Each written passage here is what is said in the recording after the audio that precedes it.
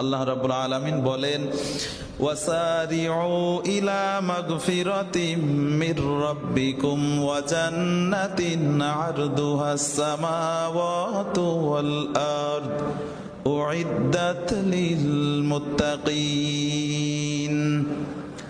আল্লাহ রাব্বুল আলামিন বলেন, তোমরা আল্লাহর ক্ষমা এবং সেই জান্নাতের দিকে দৌড়াও। আল্লাহ রাব্বুল আলামিন সুন্দর করে সূরাতুল আলে ইমরানের 132 এবং 33 নম্বর আয়াতে বলেন, তোমরা আল্লাহর ক্ষমার দিকে দৌড়াও। ওয়াসারিউ ইলা মাগফিরাতিম মির রাব্বিকুম।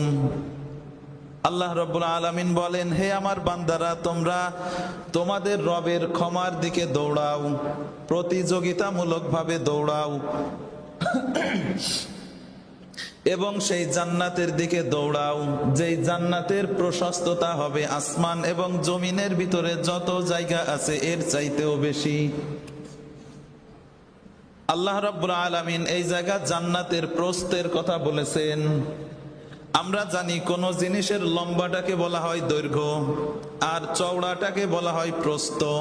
আল্লাহ রাব্বুল আলামিন বললেন, সেই জান্নাতের দিকে দৌড়াও যেই জান্নাতের প্রস্থ হবে আসমান এবং জমিনের ভিতরে যত জায়গা আছে এর চাইতেও বেশি। আসমান আর জমিনের ভিতরে কত জায়গা আছে এইটা আপনার আমার মাথায়ও আসবে না। আল্লাহ পাক বলেন, সেই জান্নাতের দিকে দৌড়াও যেই জান্নাতের প্রশস্ততা হবে আসমান এবং জমিনের ভিতরে যত জায়গা আছে এর চাইতেও বেশি। এরপরের আয়াতে আল্লাহ রাব্বুল আলামিন বলেন, আমি এই জান্নাত তাদেরকে দেব। কাদেরকে? আল্লাহ রাব্বুল আলামিন বলেন, আল্লাযীনা ইউনফিকুনা ফিস সাররাই ওয়াদ দাররাই ওয়াল কাযিমিনাল গায়য। আল্লাহ রাব্বুল আলামিন বলেন, এই জান্নাত আমি তাদেরকে দেব, এক নম্বরে যারা আমার রাস্তায় সর্ব অবস্থায় দান করে। আল্লাহ রাব্বুল আলামিনের রাস্তায় যারা সর্ব অবস্থায় দান করে, আল্লাহ রাব্বুল আলামিন বলেন তাদের জন্য আমার ক্ষমা রয়েছে, আর রয়েছে এই আসমান এবং জমিনের ভিতরে যত জায়গা আছে এর চাইতেও বেশি প্রস্থ সহ জান্নাত।